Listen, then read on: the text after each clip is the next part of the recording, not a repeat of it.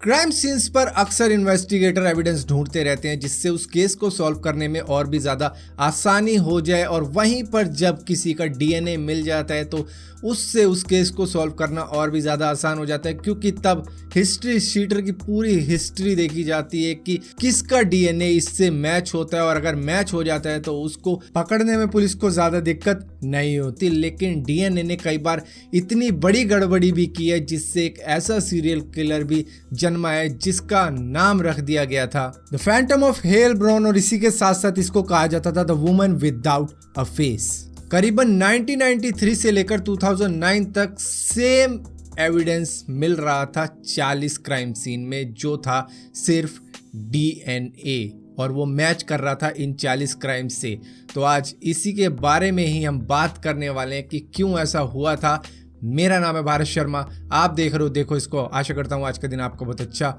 बीत रहा होगा।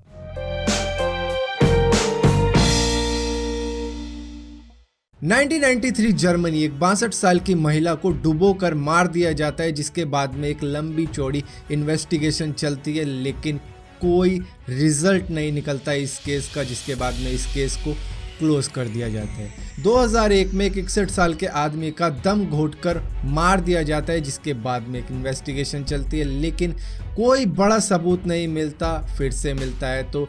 डीएनए सैंपल, जिसको मैच किया जाता है 1993 के इस केस से, जहां पर महिला को डुबो के मारा जाता है। तो वहां पे मालूम चलता है कि ये एक ही कातिल है, क्योंकि दोनों का डीएनए वहां पर मैच हो रहा था, जो 1993 में मिला था और जो यहाँ पे मिला था। मेन कोई सबूत नहीं मिला था, ना ही कोई मुख्य मोटिव मिला था कि कोई रंजिश के तौर पे मारा हो, किसी बदले के तौर पे मारा हो, ऐसा कुछ नहीं मिला था। सिर्फ डीएनए मिला था जो मैच हो चुका था यहाँ पे। इसके बाद में इसी साल एक रॉबरी होती है जहाँ पर एविडेंस के तौर पर डीएनए सैंपल ही लिया जाता है, क्योंकि मेन एविडेंस कुछ मिलता नहीं है। जिसके बाद में ये मालूम चलता है कि 2001 और 1993 में जो मिला था डीएनए सैंपल वो इससे मैच होता है। तो इसके बाद में एक बात तो क्लियर हो जाती है कि यही वो सीरियल किलर है, और इसी के साथ साथ ये चोर भी है, और वहाँ पे एक हेरोइन का इंजेक्शन मिलता है जिसको यूज़ कर लिया जाता है। तो इससे एक बात क्लियर हो जाती है कि ये एक ड्रग एडिक्ट भी है, और इसको कोई आदत है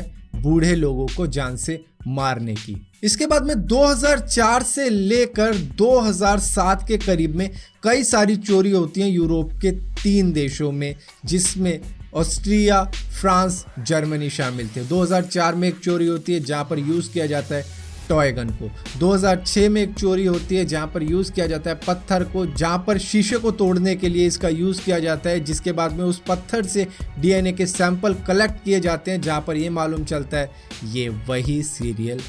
किलर है। 2003 से लेकर 2007 के बीच में कई कारों की चोरियां होती हैं, जिसमें इसी का हाथ होता है, ऐसा माना जाता है इन्वेस्टिगेटर के अनुसार। तो इसके बाद में जनवरी 2008 को जॉर्जिया से आए एक टूरिस्ट की डेड बॉडी मिलती है एक चोरी की कार में, जहां पर डीएनए सैंपल कलेक्ट किए जाते हैं, और मालूम चलता है कि ये उसी किलर का काम है। इसके बाद में अक्टूबर 2008 को एक नर्स की डेड बॉडी मिलती है, वहां पर भी यही डीएनए निकलता है। इसके बाद में 2009 में एक लेडी पुलिस ऑफिसर को हैंडकफ लगाकर मार दिया जाता है, और वहां पे भी ये सेम डीएनए सैंपल निकलता है। तो करीबन 2008 से लेकर 2009 तक 3 मर्डर कर दिए जाते हैं जहां पर ये सेम डीएनए निकल रहा होता है, और 1993 से लेकर अब तक 2009 तक 6 मर्डर हो चुके होते हैं, और कई और तरीके के क्राइम हो चुके होते हैं जहां पर ये सेम डीएनए ही निकल रहा होता है, और इस किलर का किसी को अता पता नहीं होता, कोई सबूत नहीं होता इसके खिलाफ सिवाय इसके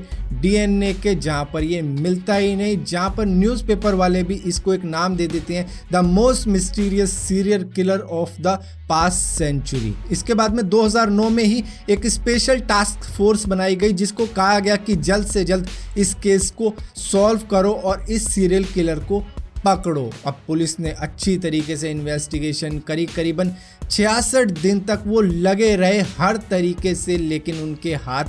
कुछ नहीं लगा, क्योंकि इतने सालों से ही कुछ नहीं लग रहा था, तो अब क्या लगने वाला था। इसके बाद में यहाँ पर चेक किया गया डीएनए टेस्ट करने के इक्विपमेंट्स को, जिसके बाद में एक डीप इन्वेस्टिगेशन चलती है जहाँ पर ये मालूम चलता है कि ये जो डीएनए सैंपल कलेक्ट करने के टूल्स आते थे वो पहले से ही कंटेमिनेटेड होते थे दूसरी लेडी के डीएनए से, जो ये सारे इक्विपमेंट्स बना के भेजा करती थी इनके पास में, जिसकी वजह से उस महिला का ही डीएनए बार बार इन इक्विपमेंट्स में आता था, जिससे दूसरे डीएनए सैंपल कलेक्ट किए जाते थे, जिसकी वजह से कभी भी किसी किलर का डीएनए आया ही नहीं, बल्कि हर बार इसी महिला का डीएनए कलेक्ट हुए जा रहा था, जिसको वो कभी भी पकड़ नहीं पाए, ना ही उस पर कभी शक हुआ। और ये महिला एकदम इनोसेंट थी, लेकिन बस इसकी यही गलती थी कि इसके डीएनए सैंपल इन टूल्स में जा रहे थे, जिसकी वजह से ये कंटेमिनेटेड हो रहे थे और कभी भी कोई किलर पकड़ा ही नहीं गया। तो ये थी पूरी mystery the Phantom of hell born की, जिसको